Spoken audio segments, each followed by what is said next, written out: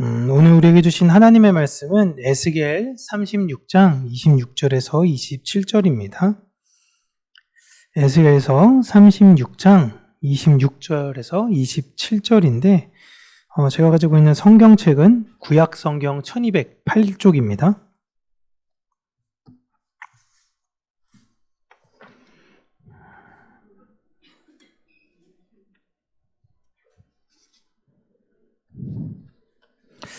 우리 함께 읽겠습니다. 또 새 영을 너희 속에 두고 새 마음을 너희에게 주되 너희 육신에서 굳은 마음을 제거하고 부드러운 마음을 줄 것이며 또 내 영을 너희 속에 두어 너희로 내 율례를 행하게 하리니 너희가 내 규례를 지켜 행할지라. 아멘. 우리 칼빈주의의 5대 강령이라고 얘기하는 내용에서 오늘 네 번째인데 공교롭게도 다섯 번째 내용을 나눌 수가 없어서 다섯 번째 내용은 다음 여름 방학 때 성도의 견인에 관련된 내용으로 우리가 함께 나누면서 다시 한번 이 내용을 정리하고 이게 성경 전체적인 뼈대가 이 다섯 가지 틀 안에서 이렇게 이루어져 있구나 라고 우리가 반복적으로 들으시면 이후에 성경을 이해하시거나 성경 안에 철학이라는 뼈대를 세우실 때에 많은 도움이 되실 것 같습니다. 우리가 흔히 하나님의 은혜를 이제 받아들일 수도 있고 거절할 수 있는 제한 정도로 생각하는 분들이 많이 계시더라고요. 마치 하나님께서 손을 내미시고 인간은 이제 하나님의 내민 손을 잡을까 말까 결정하는 것 같은 모습이에요. 그러나 성경이 말하는 은혜, 특별히 구원의 은혜라는 건요, 그런 차원의 문제가 아닙니다. 개혁주의 신학이 말하는 불가항력적 은혜, 이렇게 자꾸 어디 신학 이러니까 그냥 성경을 다양하게 해석하나 보다라고 생각하는데 여러분 성경을 성경대로 해석하는 신학이 개혁주의 신학이에요. 그러니까 다른 데는 거기에서 다른 약간의 인간적인 묘미를 갖대는데 개혁주의 신학이 때론 외부에서 볼 땐 매몰차게 느껴지는 게 뭐냐면 성경에 대한 뼈대만 얘기하다 보니까 인간이 볼 때에 야 그거 너무 반인간적인 내용들이 아니냐라고 싶을 정도의 그런 성경 집중적인 내용인 것입니다. 그러니까 개혁주의 신학이 말하는 불가항력적 은혜, 내가 거부할 수 없는 그 은혜라는 건요, 하나님께서 우리가 갖고 있는 자유를 폭력적으로 짓밟는다라는 의미가 아니에요. 나 거부할 거예요. 근데 그냥 막 뚫고 들어와서 우리를 다 헤집어 놓고 이러신다라는 의미가 절대 아닙니다. 오히려 죽은 자를 살리시는 은혜, 다친 마음을 여시는 은혜, 보고도 보지 못하던 눈을 뜨게 하는 은혜를 말하는 거예요. 죽어있는 자가 거부할 수가 아니 받아들일 수가 없잖아요. 죽어있는 사람은 그냥 죽어있는 겁니다. 그 죽어있는 자에게 생명을 강권적으로 넣으시는 것, 볼 수 없는 자를 보게 하시는 강권적 사랑을 말하시는 거예요. 요한복음 6장 37절 우리 같이 한번 읽어보도록 하겠습니다. 함께 읽습니다. 아버지께서 내게 주시는 자는 다 내게로 올 것이요 내게 오는 자는 결코 내쫓지 아니하리라. 아멘. 여기서 중요한 주체는 인간이 아니에요, 여러분. 아버지 하나님이십니다. 아버지께서 주시는 자이시고 그 결과 그들은 내게로 온다라는 말씀이 뒤따릅니다. 또한 예수님은 더 분명하게 말씀하십니다. 6장 44절에요. 함께 읽을게요. 나를 보내신 아버지께서 이끌지 아니하시면 아무도 내게 올 수 없으니 오는 그를 내가 마지막 날에 다시 살리리라. 아멘. 여러분, 예수님께서 실현하실 분이 아니시죠? 예수님은 하나님이십니다. 예수님의 말씀은 변함이 없으시고 예수님은 예수님이 하신 모든 말씀을 완성하시며 이루십니다.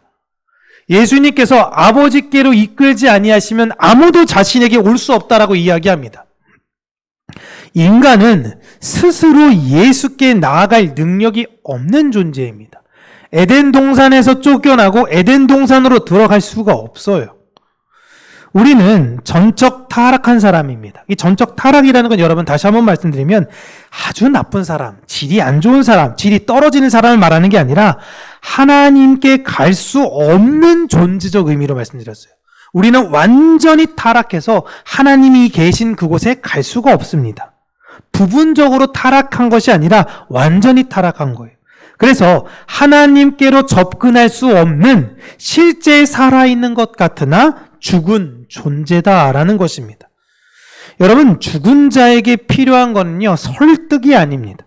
부활이 필요해요. 불가항력적 은혜는 바로 이 지점에서 시작이 되는 거예요. 불가항력적 은혜를 가장 선명하게 보여주는 것이 오늘 본문입니다. 오늘 에스겔서 말씀을 보시면요, 반복되는 주어가 다 하나님인데요. 사실상 여기는 많은 부분들에서 잘 보이진 않지만 내가 주고, 내가 제거하고, 내가 두었고, 내가 행할 거다. 내가 할 거라고 얘기해요. 인간은 이 과정에서 아무것도 하지 않습니다. 심지어 마음을 바꾸는 일조차도 인간의 몫이 아닌 거예요. 그렇다고 해서 여러분 이걸 오해하시면 안 됩니다. 그럼 내 마음을 내가 못한다고? 그럼 하나님 내 마음대로 내 마음 알아서 하게 해주세요. 난 내 마음대로 살게요. 이게 아니에요. 이게 무슨 의미냐면 하나님께서 내가 너를 반드시 감동받게 만들고 말겠다라는 다짐입니다. 젊은 연인들이 프로포즈 할 이벤트를 이렇게 준비를 합니다. 왜 프로포즈를 하죠? 내 남자로 태어나가지고 이게 진짜 때를 잘못 만난 건지 이런 사람도 있긴 하겠지만 그 사랑을 감동적으로 이렇게 연출해가지고 참 최고의 순간을 만들어주기 위해서 이게 프로포즈 준비하잖아요. 또 이런 얘기 하실 때마다 이제 눈빛이 세모나신 분들이 있어요. 나는 못 받아봤는데 이런 분들도 있기도 하고. 우리 윤용탁 형제님은 뭐 준비해야 되나요? 할렐루야. 네. 여러분, 근데 준비할 때 어떻게 준비하겠어요? 이벤트를 준비하는데? 대충 준비할까요? 최대한, 최소 비용으로 아낄 수 있는 데까지 아껴가지고, 그냥 어떻게든지 짜게 해가지고 프로포즈 준비할까요? 아니면 할 수 있는 한, 최대한. 물론 저는, 제 아내에게도 참 부끄러운 얘기지만, 프로포즈도 걸리기도 했고, 프로포즈도 그닥 감동적이지도 않았고, 에라 엉성해가지고 하다 막 계속 틀리기도 했고, 엉망진창이었습니다. 그럼에도 불구하고 그냥 어여삐 저를 여겨서 그냥 받아줬는데요. 하나님께서 우리를 향해서 이런 프로포즈를 한다고 여러분 생각해 보세요. 어떻게 준비하시겠어요? 우리가 전혀 예측하지 못하게 어느 그런 날이 되어져서 다 준비하신 다음에 하나님의 그 우리의 사랑을 담긴 마음을 꽝 터뜨리시는 거예요. 이걸 보고 감동받지 않을 수가 없다라는 거죠. 심지어 막 배 하나 빌려가지고 나를 위해서 폭죽말 한 10억을 쏜다고 생각해 보세요. 나를 감동시키기 위해서. 어떻게 감동지 않을 수 있겠어요, 그 안에서. 불가항력적 은혜는요, 여러분, 인간이 갖고 있는 마음의 의지를 무시하는 것이 아니라 인간의 의지 자체를 새롭게 창조하시는 은혜를 이야기하는 거예요. 하나님께서 내가 너희를 어떻게 감동시키는지를 봐라는 거예요. 내가 할 거야. 내가 너희를 진짜 기쁘게 할 거고 내가 너희를 진짜 사랑하는 걸 보여줄 거야. 그걸 딱 보이는 순간 그 사람은 감동받지 않을 수 없다. 이게 불가항력적 은혜예요.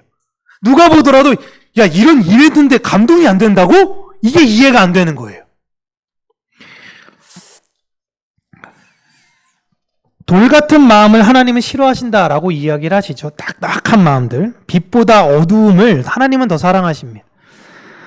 하나님의 부르심을 이 세상 사람들은 듣지도 않아요. 그런데 하나님께서 우리의 그런 돌 같은 마음, 어둠을 사랑하는 마음, 그런 마음을 제거하시고 하나님을 사랑하게 하시겠다는 그 하나님의 열심이 담기고 하나님의 의지를 표명한 내용이 불가항력적 은혜입니다. 그래서 불가항력적 은혜는 안 믿고 싶은데 억지로, 강제로 믿게 만드는 은혜, 믿게 만드는 행위 이런 게 아니라 믿을 수밖에 없도록 내 마음을 새롭게 하시는 은혜다라는 것입니다. 이게 성경이 우리에게 이야기하는 거예요. 야, 하나님이 얼마나 사랑이신지, 하나님의 그 마음이 얼마나 크신지 반드시 너의 삶 가운데 하나님께서 역사하실 거야. 너는 그 하나님의 이벤트에 너무 감동받아가지고 어찌할지 몰라 할 거야. 그걸 깨닫게 될 거야. 그게 불가항력적 은혜예요. 이건 경험한 사람만이 권유해 줄 수 있어요. 야, 내가 그 이벤트 받아봤거든? 진짜 깜짝 놀란다. 엄청나. 근데 못 받아봤으니까 그래 좋겠다 막연하게만 있는 거예요. 근데 그가 그 은혜를 받게 돼요. 그때 어떻게 돼요? 야, 네 말이 진짜였어. 진짜 하나님의 사랑이 얼마나 깊은지 알게 됐어. 이 얘기를 함께 기뻐하게 되는 것입니다. 오늘 오전에 우리가 나눴던 이야기를 다시 한번 되새겨보면요. 바울이 빌립보에서 루디아를 만나잖아요. 그때 상황을 다시 한번 우리가 보면 사도행전 16장 14절에 두아디라시에 사는 자색 옷감 장사로서 하나님을 섬기는 루디아라는 여자가 말을 듣고 있을 때 주께서 그 마음을 열어 바울의 말을 따르게 하셨다라고 하십니다. 루디아가 연 게 여러분 아니에요. 하나님께서 여신 거예요. 그러니까 이걸 그렇게 우리가 해석하시면 됩니다. 우리는 종종 이렇게 말합니다. 그 사람이 마음을 열지 않아서 그래. 그게 문제야. 라고 하는데 성경은 더 깊게 이야기하고 있어요. 하나님께서 마음을 여시지 않으면 안 열린다라는 거예요. 그러니까 우리가 할 수 있는 게 뭐예요? 기도밖에 없는 거예요, 여러분. 내가 그 문을 강제로 열면 어떻게 되겠습니까? 열립니까? 그 문이? 문이 더 굳게 빗장을 더 갖고 이제 내 마음을 금강석 같이 만드는 거죠. 하나님께서 마음을 여시지 않으면 열리지 않는 거예요. 그러니까 우리는 하나님께서 그에게 놀라운 이벤트를 하셔서 그의 마음을 감화 감동시킬 수 있도록 기도하는 것뿐이에요. 다만 내가 그거에 도구가 될 수 있다면 참 좋겠다라는 마음으로 살아가는 거죠. 이러한 내용은 여러분 전도의 마음을 무너뜨리는 것이 아닙니다. 오히려 전도를 은혜의 자리로 회복시키십니다. 전도는 여러분 사람을 설득하는 기술이 아니에요. 내 앞에 예수 모르는 사람은요 죽은 사람이에요. 죽은 사람. 죽은 사람을 설득한다고 교회에 들어오는 게 여러분 아니에요. 하나님께서 마음을 여시는 사건을 신뢰하며 그냥 저는 씨를 뿌리는 거예요. 그 안에 묵은 땅은 누가 기경하세요?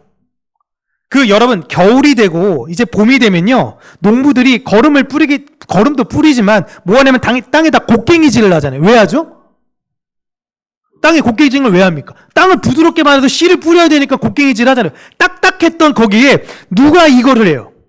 아버지인 농부인 우리 하나님이 하시는 거예요. 그거 하시고 우리는 그걸 신뢰하고 그냥 씨를 뿌릴 뿐인 거죠. 그렇게 돼서 그 구원의 씨가 들어가 구원 얻으신 분들의 공통된 고백을 보시면 우리 이후에 함께 찬양을 나누기도 하겠지만 내가 믿어서요. 내가 선택해서요. 내가 잘나서요. 하나님을 선택했습니다. 라고 하는 사람들 여러분 한 분도 안 계세요. 그분은 다시 시작하셔야 돼요.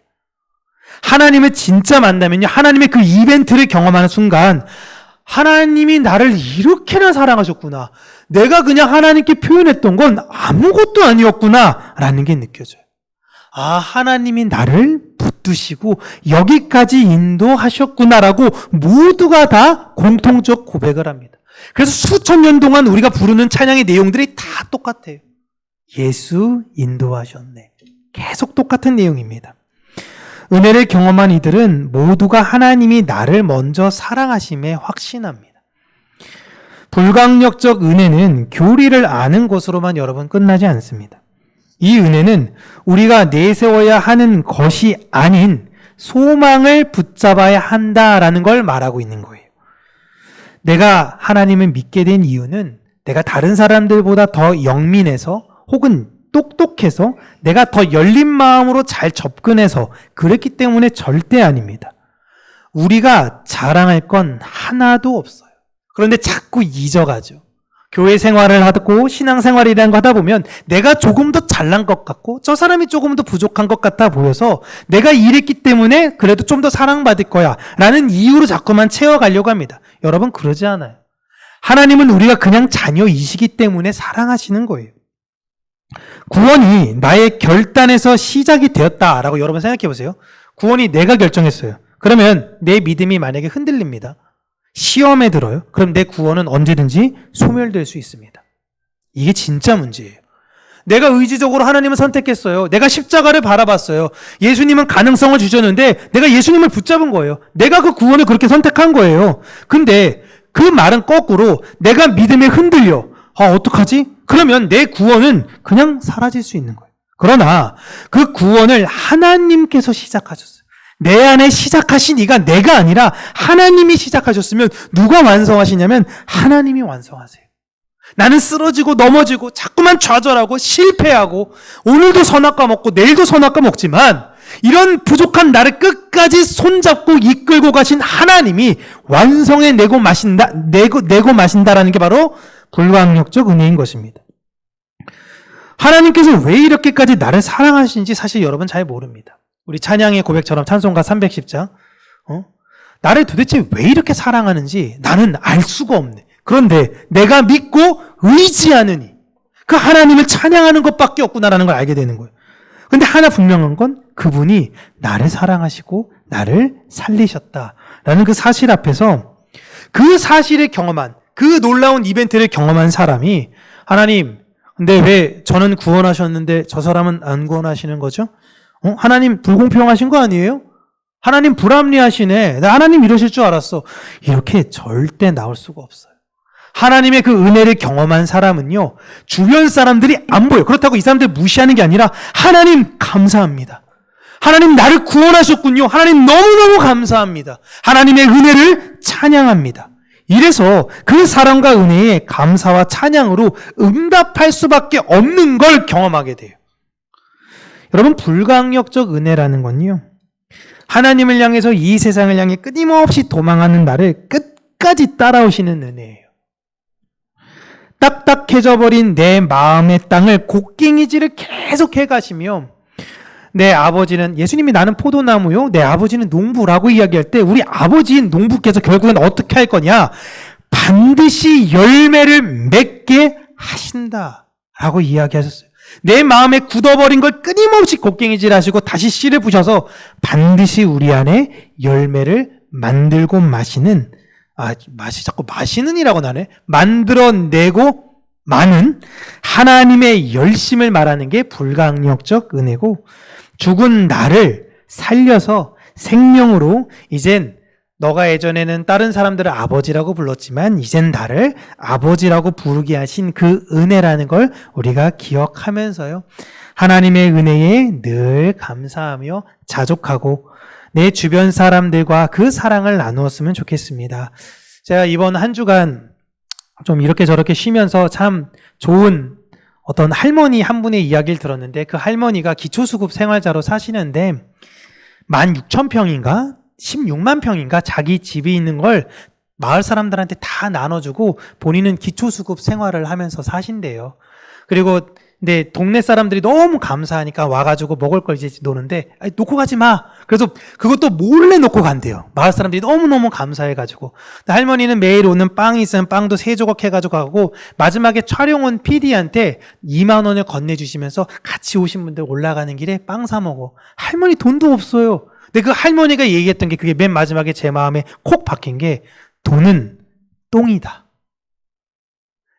또 돈은 쌓으면 악취가 나지만 뿌리면 거름이 된다. 이게 제가 너무 마음에 콱 박혔어요.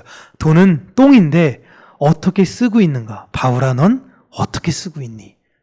그래서 생각을 많이 하면서 똥을 더 뿌려야 되는구나. 어떻게 뿌릴까, 똥을. 그렇게 생각을 하게 된 기간이었습니다. 우리 마지막 주님께서 우리를 부르실 때까지 예수님의 사랑을 많이 뿌리고요. 하나님께서 우리에게 주신 것들 잘 뿌리고 많은 걸음으로 많은 생명들을 살리는 그렇게 그들에게 예수님의 하나님의 불가항력적 은혜를 소개하는 저와 여러분들 되시기를 주님의 이름으로 축복합니다. 기도하겠습니다.